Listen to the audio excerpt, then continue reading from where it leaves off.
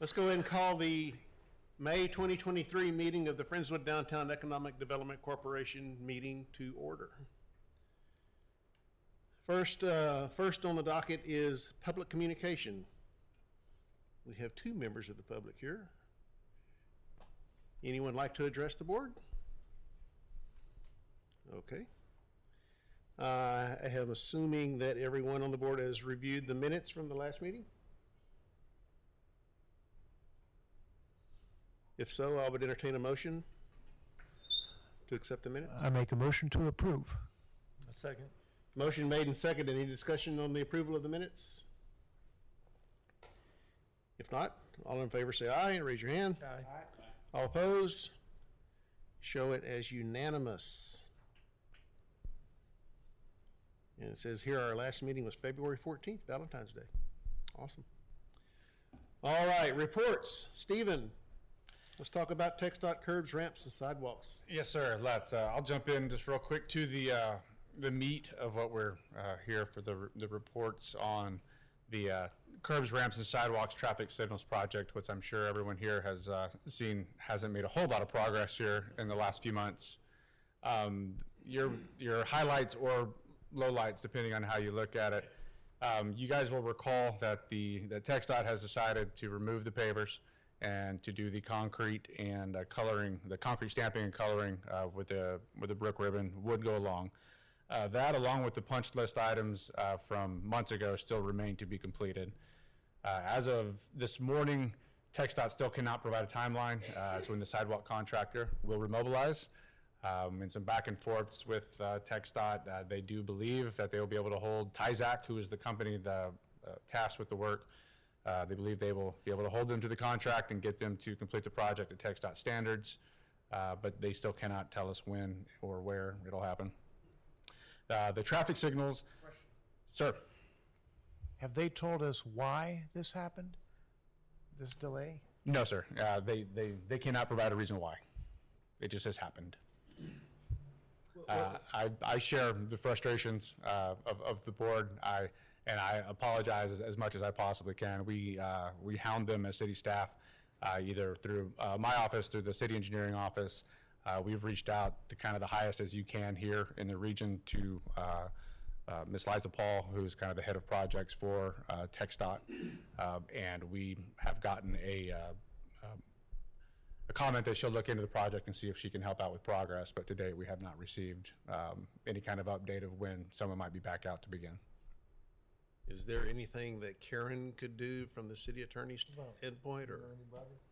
Seeing that it's not the city project, I'm sort of reaching out. We kind of feel that we've hit as high a ceiling as we possibly can in the region. I would, if anyone knows anybody that may be higher up on that food chain, I'll gladly reach out to anybody, but we're not having a whole lot of luck just yet.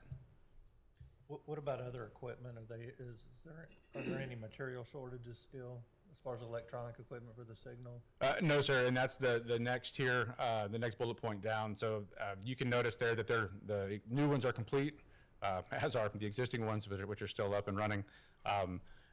You'll recall that a change order was requested by TxDOT for the interconnects about towards the end of the actual project itself. That change order has been approved, reviewed and approved, and now they are reviewing the cost, the pricing for the change order. So that's where it currently sits in their queue. And once they've approved the change order, or I'm sorry, approved the pricing for the change order, the contractor can remobilize. And as of this morning, they still do not have any timeline they can provide as when they'll be back out. So that one at least has made some progress as it's being reviewed by TxDOT. So hopefully they can get moving on that and begin that fairly quickly. So,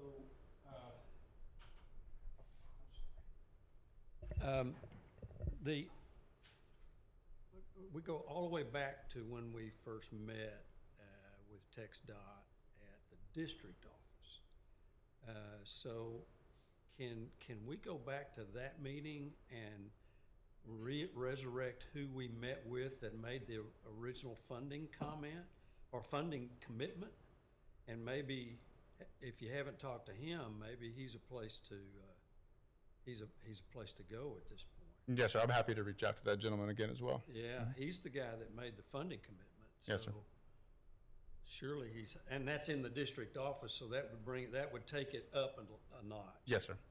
If that, I don't know if it'd be helpful, but that's the only thing that I can think of, and I don't know anybody in the district offices anymore. I'm happy to do that, and I've reached out, just so the group knows, I've reached out to TIZAC personally to see if they could provide a timeline, and I've received zero response from them. Is So that the contract? that is the contractor that was tasked with the project, yes, sir. So we will keep hounding them. Unfortunately, that is about as far as I can go with our efforts at this point. If anything does come up, I'll make sure that the board is notified. Stephen, would our elected state representative and state senator have any influence, or have we already tried that avenue? They may, as you're well aware, they are currently fairly busy in Austin, which may or may not be a good time to reach out. What we've noticed as of late, whenever we do reach out, because they do have other duties taking place at this time, we're lucky if we get a response on any of the things that we've requested. But it wouldn't hurt, and we'll gladly put that together and see if we can maybe rattle somebody's cage somewhere. I guess the only other is if the city council invited them to come up and make an explanation to the public, to the council about why.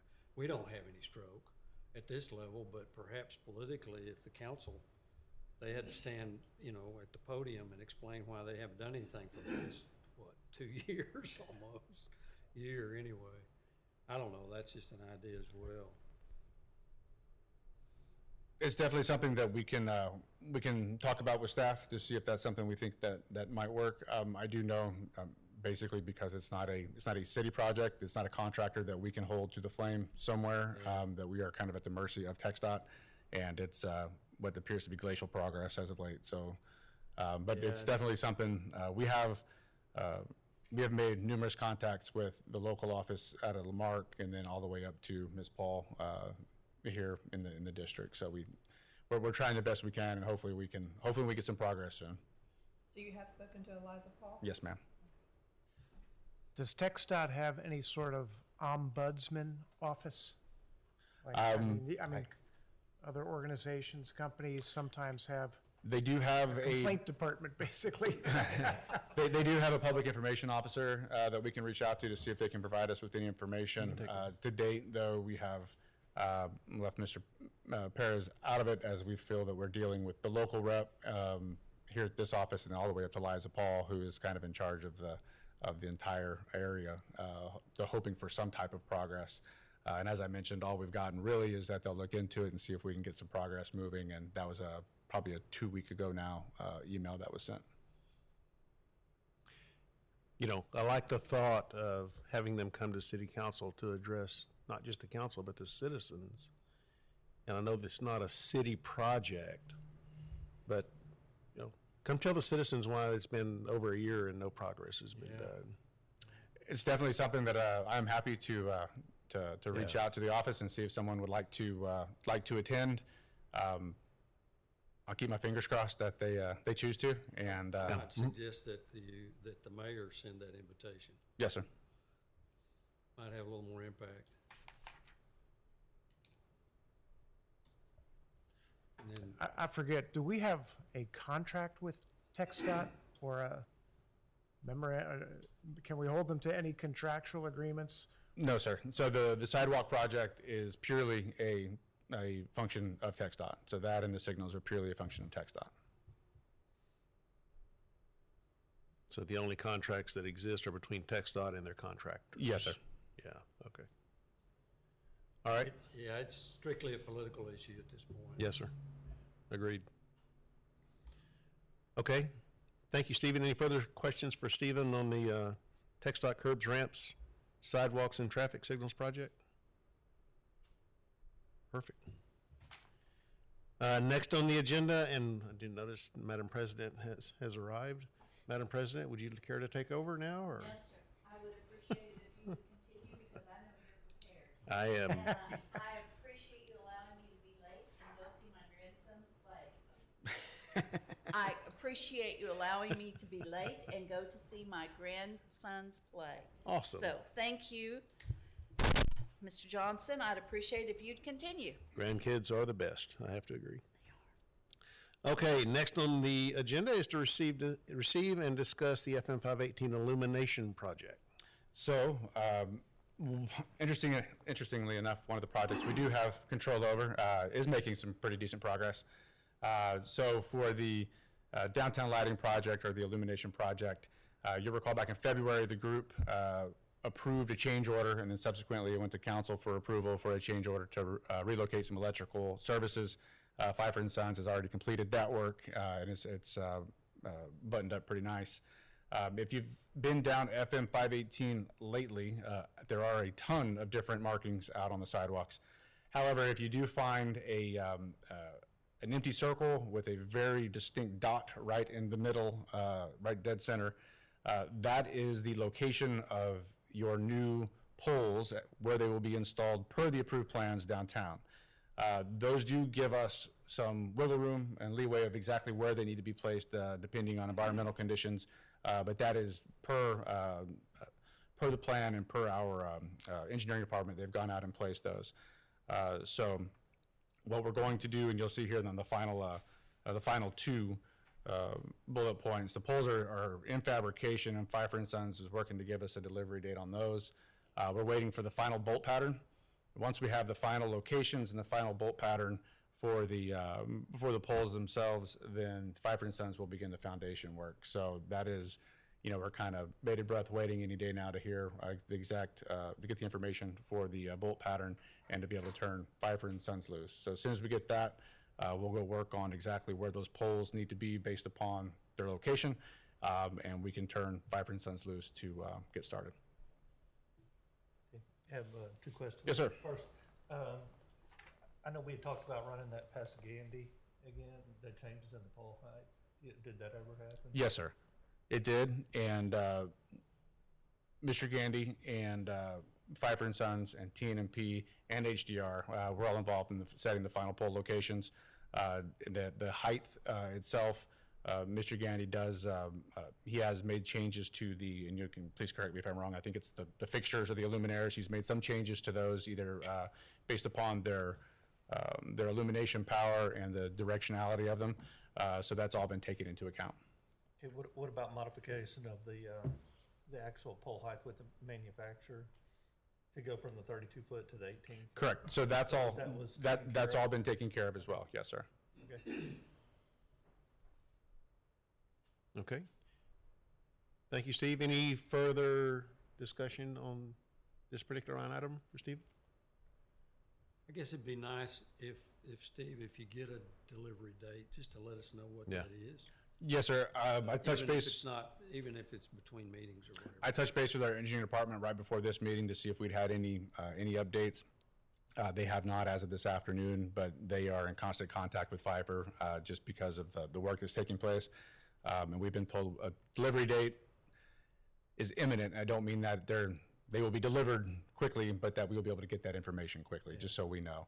Timing works out correctly. We won't have to store them anywhere or pay to have them stored somewhere to eat up funding. Best case scenario is everything's perfectly done here, and we're just waiting on delivery to install as soon as they get here. No, I think you said the next step is to go actually walk the sidewalks and determine where that wiggle room is and where you're going to put the poles. That's correct, sir. So if you notice, I'll just go back to point number 2 here. If you go walk down FM 518 and you see that circle with a dot in the middle mark, that is per the approved plans where they were, the overall illumination plan that was put together by Gandy and in conjunction with HDR Engineering. So that is exactly where that pole is supposed to be part of the plan. Now it does have some wiggle room either way to make sure that it fits environmental conditions and anything else that's around it. Okay. Thank you again, Stephen. I'm sorry, any more Just questions? One other question. I can't remember where the pole and the luminaire separate manufacturers? Yes, sir. Okay. Yes, sir. So the luminaires will be delivered separate from the poles? Yes, sir. And is that? Those are all, that's all taking place as well, or it's under, those have all been ordered and are in process. Okay. And we have a place,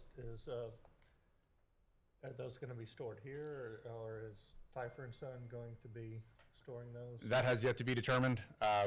When this project was thought up, we had a place to store them here. Currently, our Black Hawk facility is under construction with the bond project, so but we're not going to turn them loose. So if we do get a hold of them, we will make sure to put them somewhere where we keep them safe and we have access to them. The last thing I want to do is have those walk off and go to a different project Exactly. or find a new home somewhere. Just a thought, Stephen. If storage does become a problem, there might be some opportunities for our school district to also help us store some things if they come in during the summer and can be moved off before school starts. Just a thought. Excellent. Yes, ma'am. Thank you. Thank you, Dr. Hillenberg. Welcome. All right, any further discussion on the illumination project? All right. Next item is the financial report. So lastly, for the financial report for April of 2023, we began with a fund balance of $2,892,432. We did have a healthy revenue of almost $60,000, which was immediately offset by expenditures and $53,690. Most of that is for the change order and for the some remaining items that were outstanding for Gandy and for HDR. Aubrey and I's continuous salary of $1,333. Ends you with a fund balance of $2,896,589. We still made money. We still make money. That's right. Awesome. And we may make $3 million by July. Awesome. Okay, any discussions on the financial report? Okay. Before we make the next item, okay, well, the next regularly scheduled item is on June 13th. Is that good on everybody's calendar? I will be out of town that day. Okay.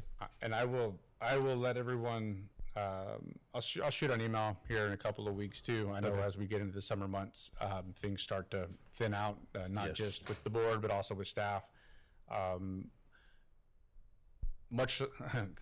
This meeting, like today, was much scheduled just as much as for the update as for the fact that it's required by the bylaws. So these types of reports, if a meeting is not needed or warranted, these types of reports can be sent out via email to the board if needed, especially as summer gets everybody kind of in different directions. That being said, if there is a need for a meeting, by all means, we'll have one, or we'll try to get one scheduled. Perfect. All right. Any further questions or discussion? I would entertain a motion for adjournment. So move. Motion made and seconded. All in favor?